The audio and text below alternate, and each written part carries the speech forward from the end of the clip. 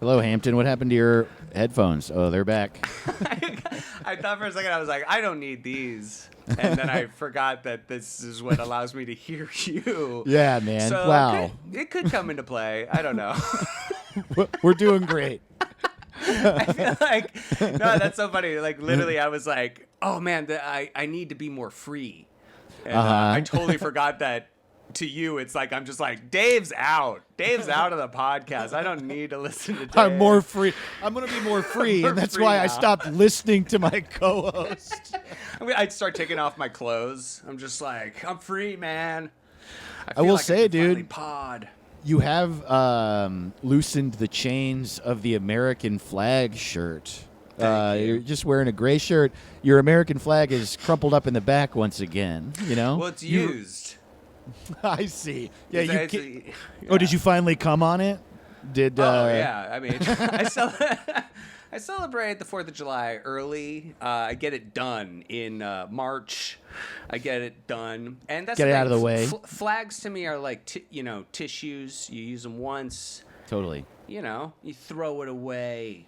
You wipe your ass with it, and then you fucking throw it away. I treat my flag like I treat women.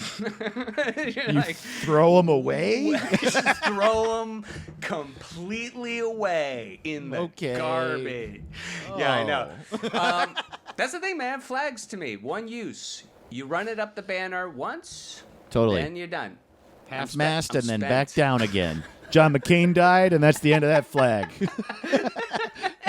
John McCain's dead, baby. So why do I would need this fucking flag? Why would anymore? I need the flag? Yeah, no, I mean, I am loosening up, wearing the typical American flag, just outfit I was wearing. I don't know. The thing is, Dave, I thought the physical comedy that I was doing on the just for the YouTube, it wasn't really reading on the podcast, and I don't want to do anything physical that the people would have to go to the YouTube channel to specifically see just this kind of content. Right, I certainly wouldn't want you to actively do that and create a situation in which I have to go out of my way to ignore it so the people on the audio would think there's nothing happening, when in truth there is something happening on the video that is exclusive to that video. That's not happening right now. Yeah, I'm not trying to drive any viewers to things. Guys, youtube.com. That's it. Just go to youtube.com. There's good stuff. And you'll find like us. our podcast. Y'all ever. Yeah. It comes up right away when you start the YouTube search of just y'all ever. It just fills in for y'all ever. It goes y'all ever podcast. Yeah. I'm wow. Like, you're damn right. I feel like maybe it does that just for you and me and no one else. Yeah, that's probably a good point. Yeah, maybe because I've searched it. We've typed it in before. Yeah. It tracks. Yeah, it tracks. Yeah. I would be the dumbest guy in Silicon Valley. I was like, yeah, all right. That makes sense, actually. Man, one time I was at my uncle's house in Falls Church, Virginia. My family lived around there. My mom grew up around there. And he was doing something, and my mom was gone, and I was bored, and so I was like in the spare bedroom watching TV or something, and I was watching a country music video channel that I had never heard of called The Box. There was like a deeper country music video channel than CMT. There were multiple. And I'll never forget it. I remember I was like 11, and this video came on, and like when something comes on TV and you've never seen anything like it, and you just watch frozen in your steps. Like, I didn't move a muscle. Just furrowed brow, like, this is fucking real, dude? And the song was called The First Redneck on the Internet. To this day, one of my favorite music videos I've ever seen. That's like Funny or Die. That's like Channel 101 level. That's great. I mean, that's a perfect sketch. It was like all these CompuServe nerds on CompuServe. Like, it was... What? Yeah, dude, it was fucking so funny. Nice. The Box? So damn, I like that there's a deeper cut for people who are like, you know, they're like CMT's pretty country, but I want to mainstream. I want to fuck my sister. Like, you don't understand. I'm not getting the high I once got. My mom is a barn. So I need a different different channel. I would blame CMT's programming because over the years they've gotten way more and more like it's mainstream. Like, where are the videos? Where are the videos? I thought it was country music television. It's literally not country reality television. Ugh. Dude, that era of our childhood when people were like, if you're listening, chances are there's like a 50-50 chance you're not as old as us and you don't remember an era when MTV became the channel it is now, which just makes TV shows. And it was a cultural trope. Everyone was like, what happened to the music videos, man? It was our like generation of stand-ups. It was our like airplane food. Totally. Like, what's the deal with? And it's just like, I don't know, dude. Honestly, if you watch the music videos that are current modern day, you would blow your brains out. You're too old. You don't want to watch modern music videos. What the fuck are you talking about? Do you want to watch K-pop videos? Shut your fucking mouth. Right. It's not for also, you. The reason that they changed is that you weren't watching them. You weren't. You, literally you, who just said that, don't watch music videos. Dude, it's bananas. People's mentality to like why things stop being made. Because I still get messages about like, why don't you guys make more Mystery Science Theater episodes? You're like, right. Why didn't you watch it? Dude, I remember you tell me the number of reasons why not. I mean, goddamn. There is the rock station that I worked at, 103.7 KRZR. We've talked about this. There is people were like fucking freaking out. Why? How could they take this away from us? Why is it closing? Oh, yeah. But then also separately, same people, I'd be like, do you listen to the show? I'm like, well, yeah, when I go to AutoZone. And it's like, well, fuck you, dude. Yeah, like, what the fuck are you talking about? Yeah. You know who's been going strong? You got to give it up for PBS and NPR. Have they? Yeah, because it's like... Yeah, I mean, they've been around for what, like 40 years. Mm-hmm. So I mean, like literally radio stations change staff. I mean, more frequently it's faster and faster, but even in its heyday, you switch out, you know, like a whole station will change its programming. Right, it's like PBS, NPR, they've still stuck around, and literally by just breaking up shows into 5-minute increments and being like, please, they're gonna kill Elmo. Like, you don't know, we need Big Bird is on dialysis. Like, please, his kidneys are giving out. Give money now. You'll get a tote. You'll fucking get a tote. It's so true, dude. NPR is so funny because, like, I love NPR, the way that they present themselves is that they're like, the people's radio, and they're paid for by the people, listeners like you. But then if you're so loved by listeners like me, then why once every 2 weeks do you have to spend 48 hours begging me for money? And it's effective. This is what I'm saying. This is more effective than like, you know, any rock and roll radio station being like, also drink Pepsi. I don't know. Like, what? Like, it's more effective to be like a hostage negotiation every 5 minutes where you're like, do you like Masterpiece Theater? They're going to kill Benedict Cumberbatch if they take the funding. Please, they broke his thumbs. But I don't listen. But I don't donate, and that has made me stop listening to stations. Just like, listen, we know you want to hear Henry Rollins play his favorite Rocksteady records from the 50s, but we're not going to do that until 4 more people give us $25. It's effective. Guys, you're listening to Y'all Ever podcast. That is Dave Ross, the one and only comedian. I'm a comedian. Beautiful star. I'm from Comediana. Comedianapolis. This is a comedy mental health podcast leaning towards comedy, but we're finding it, folks. We like to shit around. And if you comedy. want more of this, guess what? There's Patreon episodes. Once a week, we put out a bonus episode at patreon.com/y'alllever. It's awesome. You know, to support a pod. You know, you're like a rebel because you support independent stuff. This is exactly what PBS does. This is what they do, dude. Please, they're gonna kill Dave. I know. I was just thinking that right after we went on that rant, we started promoting ourselves. But It's I'm so telling funny. you, that's why they've been around for 40 years. Both of those things, they're institutions. All those radio Begging. stations that go, yeah, but do you like Twizzlers? And we play Nickelback. Do you like Pepsi? It's like, no. I mean, I think what you're describing is capitalism. Like, what you're saying is they're still around because they don't have to turn a profit. Oh, they're making money. I think Sesame Street's doing pretty good. I'm thinking Larry Mantle makes at least $65,000 a year, okay? Yeah. I look at Oscar the Grouch sitting in his trash can, and I'm like, hey, where'd the money come from? I'm pretty sure Kai Ryssdal's family has 2 cars, okay? Wow, 2 cars. What's that? In case I one don't know breaks if you- down. I don't know if you noticed, but the tiny desk is getting a little bigger.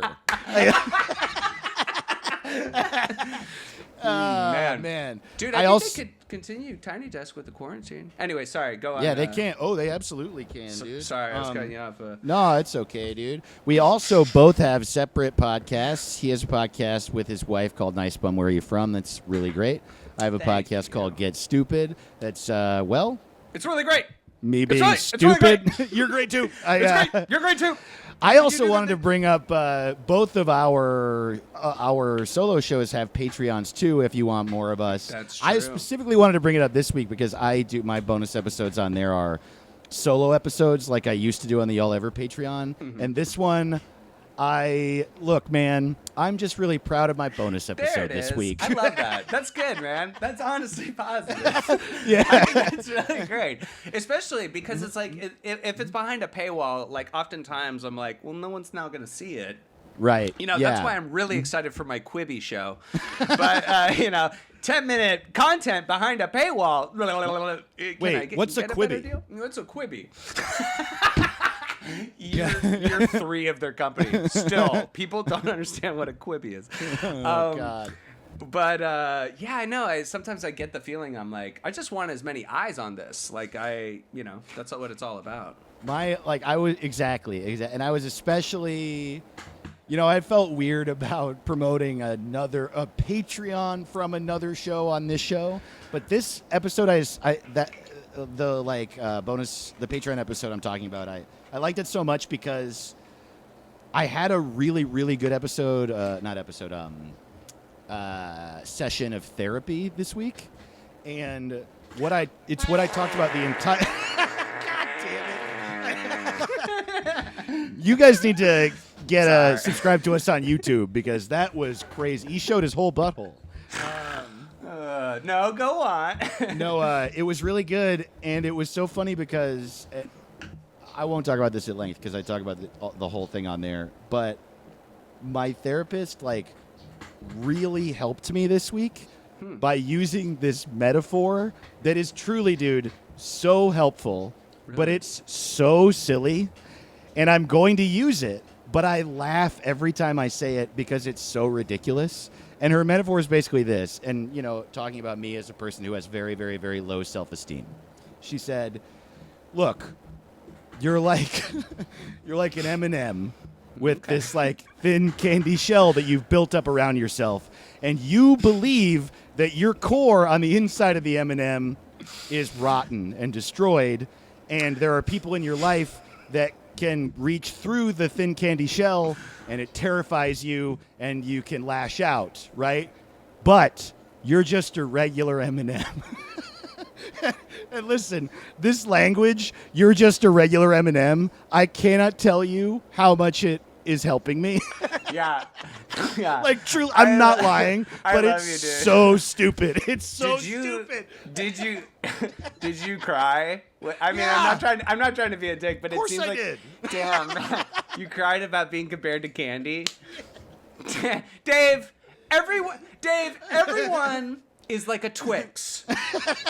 Okay? There's one and there's two. Okay? And are you going to have both of the Twix at the same time? Or are you going to have one Twix and then save it for later? I mean, that's who you are as a person is Skittles, Dave. You're a rainbow, but if you have too many of them, you go into diabetic shock.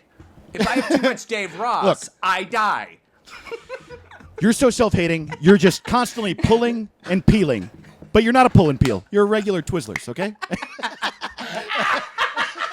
I know, Dave, sometimes you think you're a nerd crazy rope. You're not. You're a nerd rope. Nerd rope. Is that still a candy? I think it is. Nerd ropes are nuts, dude. They look insane, dude. You ever get hit with one? Fuck, dude. Guys, check out that Patreon. That sounds awesome. I kind of don't want to bite the whole bit because I'm sure you kind of just took probably the same angle. No, I didn't actually take that angle. Christ. I did laugh about it a lot because it's so funny. But the episode is mostly me just like really, really explaining what she meant and what I think my inner psychology is and exploring that, and then always coming back to the Eminem thing and laughing because it's just so it's such real emotionality and my own mental health. I'm not trying to be a piece of shit, but like, what kind of M&Ms is this person fucking eating? Where they're like, you know how you have a totally normal M&M, you think it's normal, but then on the inside it's rotted. And I'm like, no, that has literally never happened. Oh yeah, listen. To me. What I forgot to say is that my therapist currently has food poisoning. Yeah, now I feel bad. Yeah, there's good advice though. I think that's a really sweet thing. Don't feel bad. You shouldn't feel bad. I brought it up to joke around about, and also I think it's funny. Like I think and I don't mind. And she and I laughed about it, and she even said, she was like, "Listen, this metaphor sucks." That's awesome. But it doesn't suck. It like every time in the future that I see myself going there, it will be a helpful tool for me to be like, wait, but I'm just a regular Eminem. You know what? I have a suggestion. I think this would be great if therapists could do like a version of open mics. You know, they're like, I've got this whole like Eminem idea. Like other therapists could be like, no, dude. Like, no. Or like they go, the whole like rotted M&M thing. I've never had a rotted M&M. Like, just think about it. Most people maybe haven't had a rotted M&M. Think about it. I've had so many notes like that to bits where they're just like, just so you know, no one knew at the table what you were talking. Like that part, like every other part, totally fine. That one part, that seems very specific to you. I remember, I've been on both sides of that, having someone tell me they don't even understand the premise, but it's also really funny. Like a comic will come up to you and be like, yeah, people didn't really laugh at that, and I really like that. And I'll just have to be like, I didn't know what the fuck you were talking about. Like, I had no idea what you were talking about. People seemed into that, but I thought you were, speaking in tongues. It's just like, just don't say anything. No one's making you say this right now. No one's making you give me notes. I mean, when they ask, though, man, to be asked, I remember I specifically, but this one was my fault I'm thinking of. Emily Maya Mills did a joke about the casting couch, and I had never heard of the casting couch, and so she was just like talking about, the casting couch is like horrifying. It was like sexual assault. It was. Yeah, you just didn't believe her. That was. That's what I was doing. It was like the concept that producers will bring the actresses over to the casting couch and be like, well, you could take your shirt off and I'll put you in the movie or whatever. It's happened to me actually, for real. A version of it, but me too. Not that bad, but me too. It's like totally happened. Yeah. But anyway, she did this whole bit, and she was like, "Did you like that bit?" And I was like, "I didn't know what you were talking about. I'd never heard of that phrase before." So I was like, "This is great." Wow. That's really funny. Yeah. Wow, the fact that you just made that up, that was incredible. Wow, that was wow. really smart. Wow, whole cloth, huh? Just made that up. Just made up every part of that, huh? Yeah, good for I you. see you. Damn. Shouts out Emily Maya Mills. She has an album out from A Special Thing Records. We both have albums out by A Special Thing, and she's just a awesome comic. She's making videos right now during quarantine, trying to stay busy. Man, she's great. She's always been so funny, and then she just after being a comedian for 10 years or something, got into USC's director MFA program and just fucking finished that. Dude, she's impressive as shit. Hey, let's take a break and then come back and read your emails. We were talking about how, so for the first week ever, our prompt came back empty. And maybe it's because it'll take more time, but I think it's also because it was it was a little mad. Yeah, no, I could see how when I suggested it could totally be interpreted a little bit more directed at people. Like, what are you doing? You know, the prompt was, y'all ever realize you were right about something in the past because of quarantine? Yeah, and you made a really good point. Maybe we don't want people rehashing past arguments in their heads right now, during the most, sensitive mental part of their but it came from a good, I know why you said it. I was saying I was rehashing old the arguments. letter we got, yeah. And I didn't want to, but it's how depression happens for me. But encouraging it in others, maybe we should. Maybe we shouldn't. Either way, we've had so many good prompts. Y'all ever grow in quarantine? Y'all ever date in quarantine? Y'all ever freak out? Y'all ever just be emotional because of quarantine? All those types of stories we want to hear from you, and we're going to read some. I swear to God, it's not a quarantine-based show, guys. This just happened to coincide with the Black Plague. So, you just got to do some Black Plague humor. It's it's a mental health show, kind of, Look. Yeah, I'm trying to walk us to the comedy area. All right, let's take a fat break. Let's take a big fat break.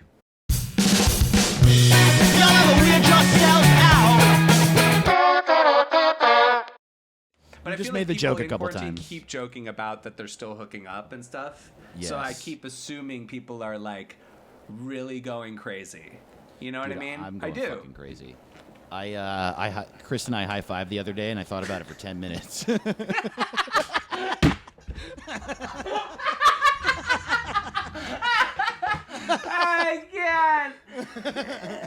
can't. I mean, can we put that on the pod somehow? Aristotle, was that recording? Can that be our intro back in? We're recording. Yeah, we're let's recording. Just do that. Okay, That's let's just start. Fine. Shit, that was the funniest thing I've ever heard. Yeah, quarantine is really affecting everyone. Dave is getting off on high fives at this point. Truly, dude, I didn't until we high-fived realize that I hadn't touched another human body in months, and I literally was like, man, that was great. Oh my God. Dude, a fist bump is gonna blow your fucking brain out of the back of your skull. Yeah. And what's more serious? Handshake. Dude. Maybe it's like make a whole deal. hand around your hand. Whew. Okay, here's how you get Chris to give you a handshake. No, because we gotta trick him. There's no, Right. I mean, there's no normal way to be like, hey, We're I not actually dating. miss. Yeah. You're like, I miss human contact. Please, can you just hug me so I'm a normal human being for a minute? No, you gotta trick him. You gotta trick him into a handshake. Yeah, So you go, I gotta hey! nag him. Yeah, you go, hey, Chris, I got a deal, fatso. Right. I got some pills that I'm going to sell you. It's going to help you lose weight. I don't know why Chris is not sensitive about his weight. He's not. I could work on it. I think you could go on the weight. I could wear him down.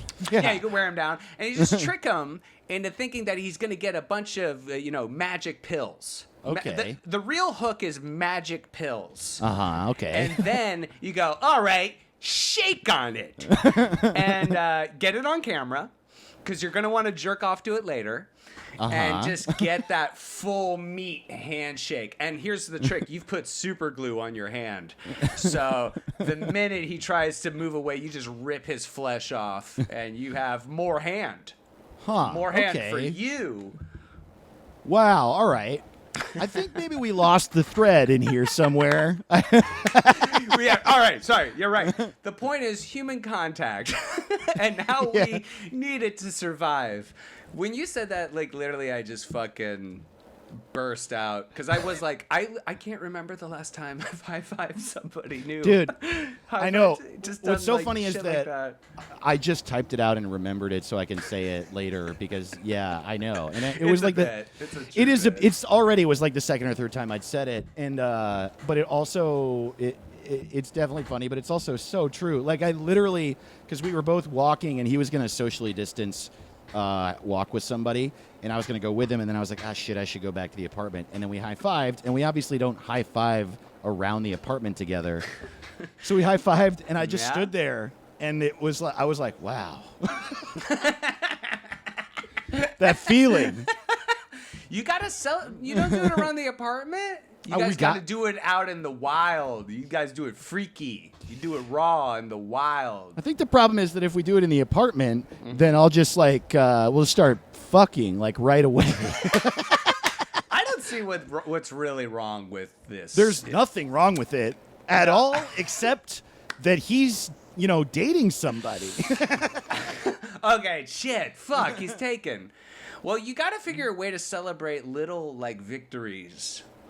More often around the apartment where you're like, dude, I just cleaned the cat litter, and you throw up for a high five. Just see if he reciprocates. Oh yeah, dude. Just constantly being like, tell him it made me feel like $1 million, and then just go, I would love it if we could just high five because dude, I miss people. And you know what I am going to do? I think that I'm going to do this as a sketch. Just like start with the moment, and then the whole rest of the sketch is me being like, hey, man. Yeah, that's actually really good. Yeah, I love that. Hey, yo, high five, dude. Yeah. What? Why? Yeah, this is me in a writer's room. Like, that's funny. Do that. Well, do it. No, That's the good one. You had a big part of the writing. Your part of the writing process was when you told me to do the sketch, but like as a real thing to a person. Yeah. Yeah. That's me. Being an avant-garde artist. What if we really did it? And I never have the balls to actually do these things. By the way, I talked to a couple of people that are currently writing for Ridiculousness, and they told me this. This is so interesting. I can't believe this is so funny. So like they can obviously completely do that show from home. And so even though they're pretty sure that workplaces will open back up in like 5 or 6 months or whatever, they just fucking sold the offices that Ridiculousness is in, and now everyone is going to write from home for that show forever. Cool. Even outside whenever quarantine's over. And Brilliant. I love that. I love that it Brilliant. took quarantine for them to learn that their clip show that they could do. I know. But I of know. course. I know.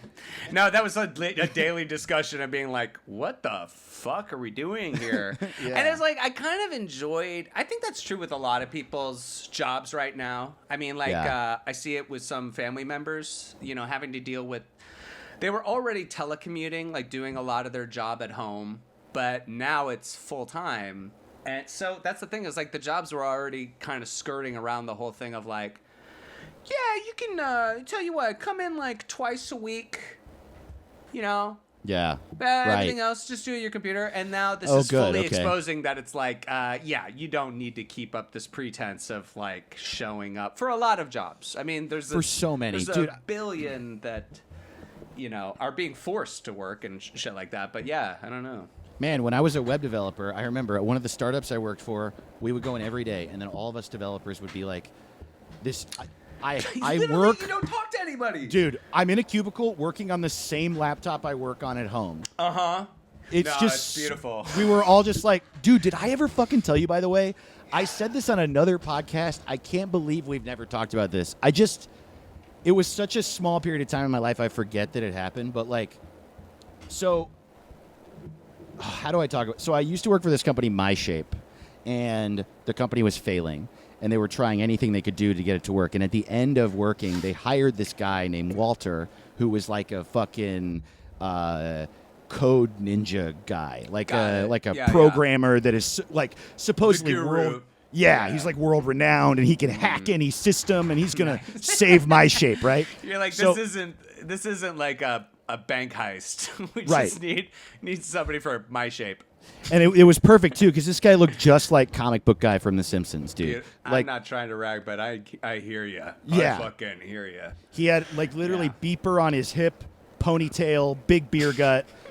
And he thought he was amazing, and he took a liking to me, and he would come into my cubicle and be like, "Dave, walk with me." And It's like fucking the show Kung Fu when they're Yeah. like walking, like, "Come, grasshopper, we're gonna talk about coding and why women are red pill, like making us be inferior." right. You're like, so whoa. he told all these wild stories about being a hacker and like hacking Cool. mainframes and shit like that. Neo. And so he did this with a few of the developers, and we realized pretty quickly that this guy is a pathological liar who nothing that he said is true, and he probably can't even write code at all. Like, he's probably that full of shit. But here's the thing. Up. One of the things he would say was that his hacker name is Scorpion, and that as Scorpion, he has hacked like all of these places, and that he had a show in development about himself. And it's a real show that it's called Scorpion, and it was on I know CBS. who you're talking about. Yeah. I think I remember that hacker. Yeah. He said he was Scorpion? Yeah. He's not Scorpion.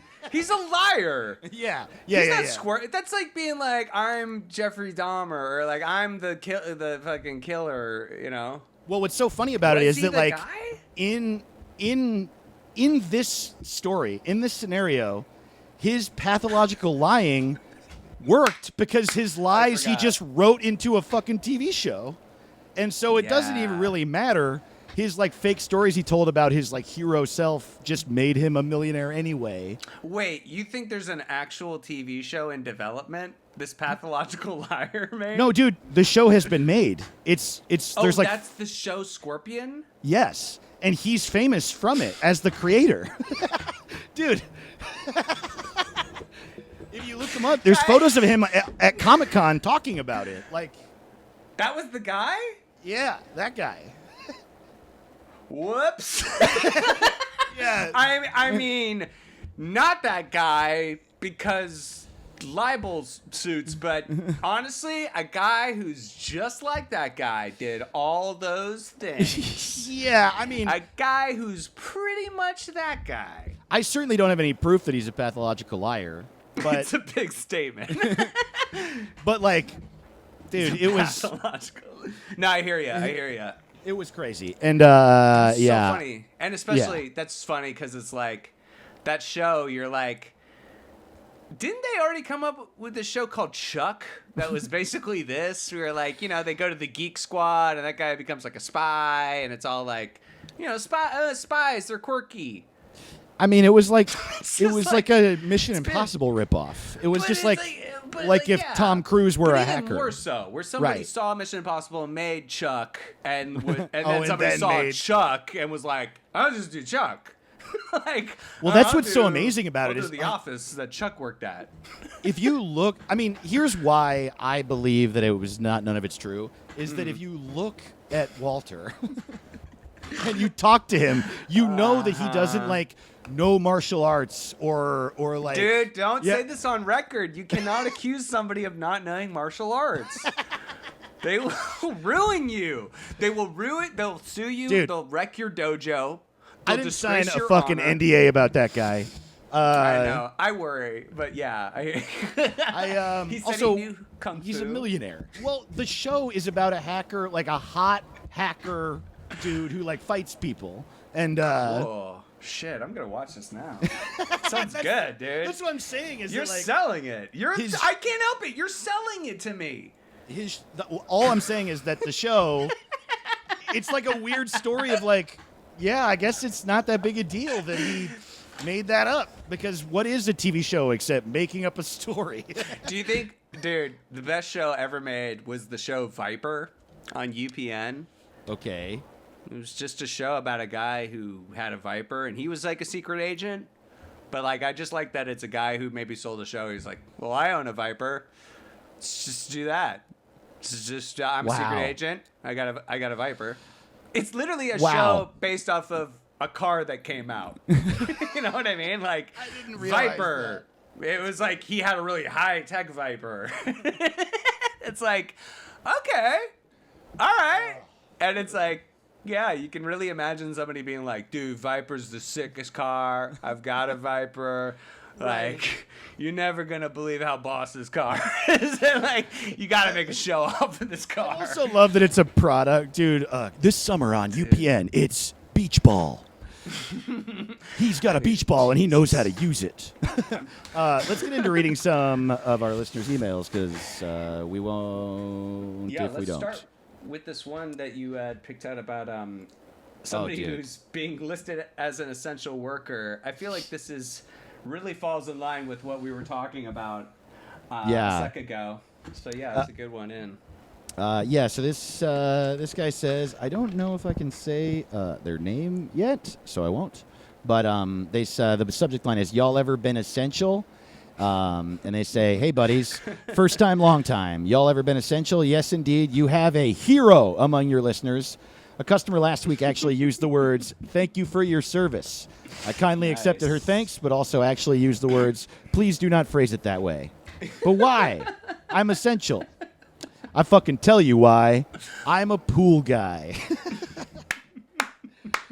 Man. I think this is great. Like, we definitely, like, we're talking about in a previous episode, I can't remember which, but just like, you know, it feels like there's this weird air of being like, by the way, if you work at a grocery store, like, I just want you to know you're a hero. Like, it's kind of happening. So I feel like this is almost a response to that. Like, and by the way, in that episode, I really just want to make it clear, like, always thank people in any profession for their doing their job and everything, and thank people and be a nice person. But I felt like we were putting an untoward amount of like, hey, you're like a Marine fighting for our freedoms. Right. Now that you have to stock soup and shit, and it's like people being forced to do their jobs, you know, and like, well, that's like, the thing. I didn't want to be a hero. I have to work. I work at Ralph's, so yeah it's also like it's almost like overboard to the point of becoming disrespectful, where what you're saying is thank you for doing this.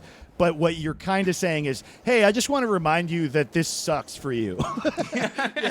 Just so you know, no one made you be like on the front lines. That I didn't want that to happen to you. So they continue, thank you for your service of staring down into the deep blue abyss of yet another pool deep end, trying to scoop up that bloated, chlorinated, deoxygenated small rodent so all the little kitties don't have to face the harsh realities of life and death and the fragility of it all just yet. This guy's dope. Yeah, this guy's funny. Nice. What are we fucking doing here, guys? Not getting banged by housewives. That's what. Now it's getting into a drunk rat branch where it's like, I'll tell you what the problem is. The governor. And I've got a bullet with a couple initials on it. Not going to say whose. The pool industry is essential. Some lawyerish sounding bullshit about mosquito control, apparently. Actually, your local pool guy is probably running around town with 10 shits in his pants because there has never been a busier 2 months for pool companies. Really? If you can afford a pool in this area, you are most likely able to work from home during the pandemic, or you're not essential and dead weight to the rest of us out here on the front lines. Bandana on my face, looking all the more like a train-robbing gunslinger, I gingerly unlock the back gate and make my way silently through the side yard and back towards the pool. I pet your dog. We got this thing going on. That's funny. I expertly and completely under the influence of THC administer chemicals to your pool. I scoop the dead mouse out, children none the wiser, leaving the corpse behind the bush for a lucky scavenger. I pet your dog again. I'm terrible at goodbyes. I scamper back to the pool truck and off to the next house we go. I service over 40 pools a day. So when the pandemic hit, I genuinely thought I was a super spreader and I was going to kill all my customers. Nice. I spent about 2 weeks driving to work in tears. I suffer from depression and suicidal thoughts, anxiety, and sleep issues. It was a rough few weeks, and the stress had me having chest pains and not eating. Funny how I could still manage to slug vodka nightly, but couldn't manage to eat a decent meal. Whoa. Wow. I get it. I've been there. Well, no. Like, I mean, the idea, like, I kind of was like, I could see doing that job and being like, fuck all these rich people. Right. You know, they have a pool or whatever, but it's like, you feeling like you're spreading the disease, like I feel bad, man. I really do. That's a Totally. lot of pressure, and damn, that's really good of you. The funny thing is, this person writes exactly like some of my friends. Yeah. And I'm like, I love this. It's definitely like nihilist to the nth degree. It's also just good writing. It's like super fun, prosaic writing. It's like if Rorschach from like fucking Watchmen was like, I clean the pools and the children don't even know about the dead rats and all the sewage that pours into your pools every night. I clean the pools so the children don't know about the nightmares. I love of all the dead rats in all the pools in all the cities in the world. She had to choose mine. It's like I don't know if a dead rat in a pool is a statement about the world, where it's like this Man, I'm society, dude. We're all just a dead rat in a pool when it comes down to it. Keep it away from the children on the other side, man. There's a whole other, there's one last paragraph here. He says, I found your podcast early on during Suicide Buddies and have listened to everything. Thank you, man. I'm glad you like it. It means a lot. My favorite episodes were always attempts. I genuinely appreciate the thing you have created and put out into the universe. Suicide Buddies came to me at a really low point and stuck with me during some other ones as well. Now with y'all ever, I can still look forward to my 1 hour a week where suicide and depression jokes are acceptable without getting myself committed. Wow, that's exactly what we're trying to do. I didn't know there'd be all this love in this. Can we edit this out? Aristotle. Yeah. Can we edit out all this? Anyway, I don't know what, I know. To just read. Anyway, there's 4 more paragraphs about how great we are. So we're just going to do that. He goes on to say, anyway, I don't know where this is going. I've always wanted to reach out with an email just to express my appreciation for the shows and for the both of you. Appreciate you. Thank you so much. I love you. I love what you've done, and every once in a while, I love myself. Please know, even though I can't write and express myself like some of your great articulate listeners, you two have been there for me in some of my darkest moments. Please keep up the good things you're doing for all us listeners. Y'all motherfuckers are essential too. Shout out to all the not really that essential workers out there. Keep on getting it, kings and queens. If this was to be read on air, I would be stoked, and you could use my name. His name is James from San Lorenzo, California. Thank you so much for writing. And you know what, dude? You said that you can't write and express yourself like some of our great articulate listeners, but this was a fun as fuck read, and it's very well put together. Good job. I was just like, yeah, like, dude, if you have any doubts, like, just write more, because, like, you have, like, a talent, and it really will come out with, like, repetition and doing a lot more writing. But, like, it's funny. You're like, I'm not as good as your other great listeners. I'm here to tell you, they're all dumb. You're garbage. The cool one. They're garbage. Bad. They You're suck. the only good one. Yeah. They're all. I don't know. Dude, Yeah. they all have depression. I know. It's lame. It's so sad, dude. I just want to hang out in pools that are rat-free. That's why I go to James. Yeah, dude, you're cool, man. You got pools and dogs and weed and shit, man. Fuck, dude. I mean, you did start talking about depression, and I was like, snoozer, but... It'd be kind of cool to make like a Ratatouille 2 that's just about a rat that's drowned in a pool. Yeah, we'll call it Ratatouille. Ratatouille. With a 2? Like with a 2? And then the next movie is That's Ratatouille really 3. good, dude. Ratatouille 3.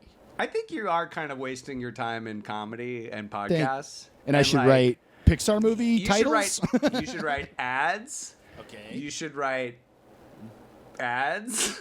And yeah, like anything really commercial, I think you would really excel at. Okay, great. All right, sorry. It's starting to become a negative. No. No, because you're all like, I won't sell out. But that's my point is, Dave, if you would just sell out, it would be so much fucking money. I know. You came up with Ratatouille? Yeah. That's literally a person's yearly salary would be coming up with that. Literally. That's someone's job is to come up with shit like that. One time look, I think I think maybe you're maybe not being serious and you're being a little mean. No, being completely serious. Like, I one time went to a meeting. No, sorry, it wasn't a meeting. It was like a get-together. And it was like, kind of like a high-profile person, like, was like, tag along to this. And it was meeting, like, just this general, like, meet and greet of all of these ad executives. Like, people who make ads, or like, you want to write yeah, like you want to write like Ratatouille. And they're all Okay. like, "Oh my god." And like I didn't know how to address it or how to talk, and also I'm there like on a invite, from the friend, and I don't want to like embarrass anything. But it's like literally like the entire idea was like I was hearing conversations like them going up to a high profile comic and being like, "So just come in and like tell us like what's going on like with like." You come up with some taglines and pitch, and it's all like, that they need people to come in and like pitch these really mediocre jokes for like ads, and when a movie comes out, they need like a funny little thing, and they will like literally go to like Chelsea Peretti and be like, Totally. "Do you have like a line? Like, Well- you got anything? You're my friend, You got Can I tell you? I'll do it. anything?" Yeah. See, this is what I'm saying. This is great. No, I'll do it. This would be So, great. I'll take the job. I think this would be. Yeah, I wish I had stepped up at that time. I really did. I really wish I'd been, because at the time also I was like, I feel uncomfortable. Like I Right. like stand up, and stand up's all about truth Right. or whatever. I was like deluding myself. But if I'd been like, come up with an ad, fuck yeah, give me put me. Oh, yeah. I don't care about send doing stuff? work Can for I send hire. stuff to you? I would Yeah. so fucking do that. It's Pepsi just ads? such a weird, shitty industry, though. Did I tell you once that I like did this job? I did this gig for an advertising agency that was like, they wanted to interview me, but it was like to help with an ad campaign. They did it with like a handful of people, and then the pay was $200. And then when they paid me, I just got this email that was like, "Hey, so what email do we attach the $200 Amazon gift card to?" And I was like, No. "Oh, no. I'll take PayPal, Venmo, or check." And they were like, "Oh, well, can we pay you in an American Express gift card?" And I was like, "Excuse me, no." And they tried to fuck me. It was so crazy, dude. I like Over like what? Like and over $200, and then it took them 4 months to send me the $200 check. Are you They were serious? like, "Yeah, dude." Wow, what a pain. Dude, I those guess people we are can fucking- do it the way where we send the money first to Mexico and then it has to be hand delivered up to Canada, where then it's driven down to where you are if Dave wants to do the difficult way Right, of exactly. getting the money we said we'd give. Exactly. I kind of wonder with these the pool cleaning job might be sweet, because I think you get let us know, do you get paid like in cash, or how's the business work? I think it's good, right? Yeah, It's how still much money do functional? you have? That's what I want to know. It sounds shitty that it's like ticking up, like they have to clean 40 pools in a day. Sounds fucking like insane. I did also hear that apparently coronaviruses don't get transmitted through water. So you can swim together and you won't really transmit it as long as you don't touch. Yeah. Fucking. Oh, here we go. Is that it? I think that... There's no way that's true. There's no way any of this is true. Like, You don't think it's that's true? Well, I think guess... none of it's true, dude. I guess I We haven't all have researched it. that personally, so I wouldn't really know, and I would be disseminating perhaps harmful information. So you know what? You're right. Don't take my word on that. I like to take big swings, Dave. I'm just like, you know what? Maybe there's never really been a coronavirus. If you think about it. Right. There Oh, God. I I certainly think- don't want to be that guy. Thank you for checking me on that. Holy shit. But Nick Turner told me that, and Nick Turner's pretty smart. He hosts a podcast. Moving on. No, Nick Turner, super funny guy. In case he hears this, super wait. funny guy. You know Wait. what? I think we're like creeping up on wrapping up this episode, but I would love Oh, I Yeah. see. When it. Just joking. We took a huge break and we totally agreed upon it, but now I love to jump on Dave and be like, oh, well, when Mr. Dave wants to end the pod. I would love to hear more stories about essential workers, either truly essential workers like nurses and doctors and like grocery store workers, or like stories of people that are, like James says, I like considered this. essential, but maybe feels like maybe you're not. Yeah, that's really fucked up. I would love to hear more about that and send those to y'alleveremail@gmail.com. Yeah, let's call the prompt, y'all ever be essential? Y'all ever be essential? And all our other prompts that we've given over the past 2 months, any question we've ever said, just send us stories, please, to y'alleveremail@gmail.com, especially ones if you want to share that, like, maybe you're like, you think haven't happened to anyone else or make you feel weird that you want people to talk about. We would love to do that. Yeah. You'll be surprised. It's oftentimes way more relatable than you think. I mean, like, I'm really getting a lot from this story of the pool worker. Sorry, James.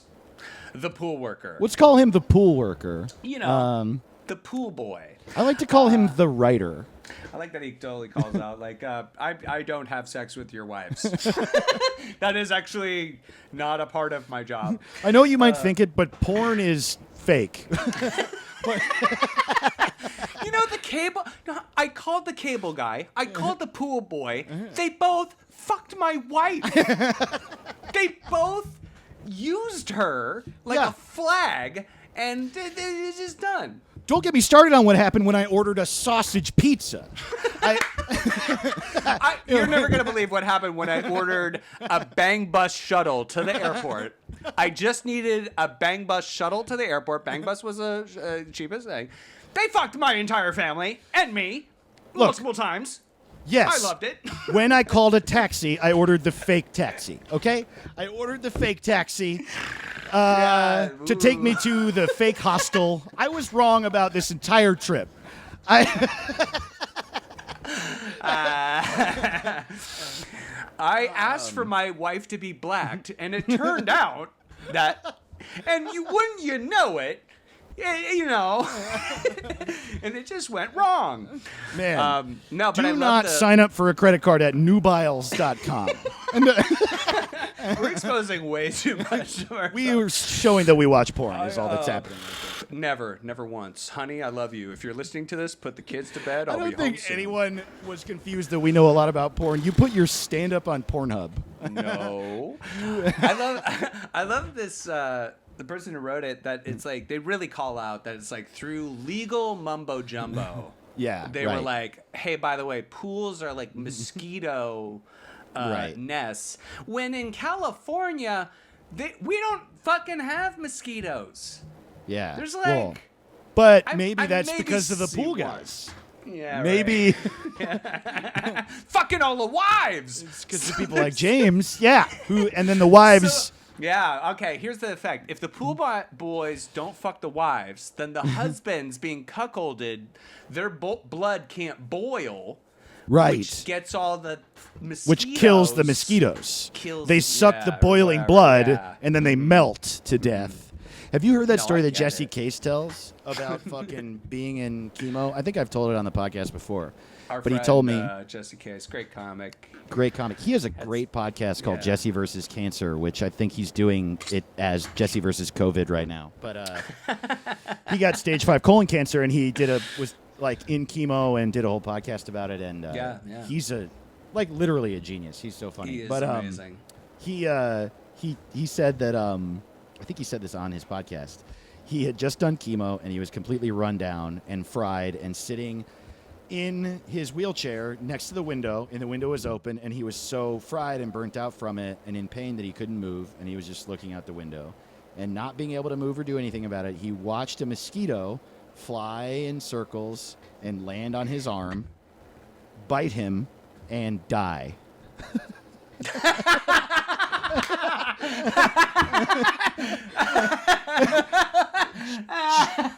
It's like, man, that's I'm God. I'm God. By being death, by being death, I am God.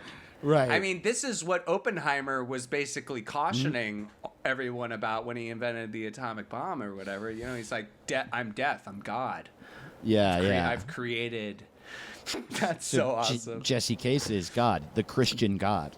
That's maybe the most metal thing I've ever heard of. I fucking Mosquitoes, vampires die when they bite me. You know, like, damn, all right, fucking savage. So our newest our newest prompt is, y'all ever been essential in one way or another? The email is y'alleveremail@gmail.com. And dude, this was so fun. Thanks, This was Hampton. awesome.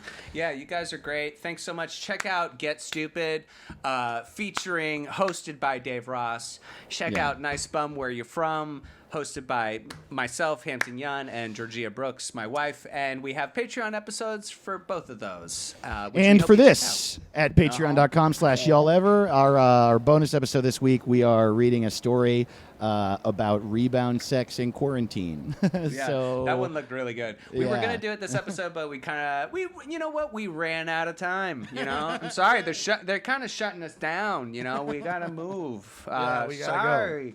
Check out the Patreon, patreon.com/y'allever, and you guys are awesome. And we'll see you next week. See you next time. Take Glad care. you're alive. Glad Bye. you're alive. Bye. Scorpions Avenue.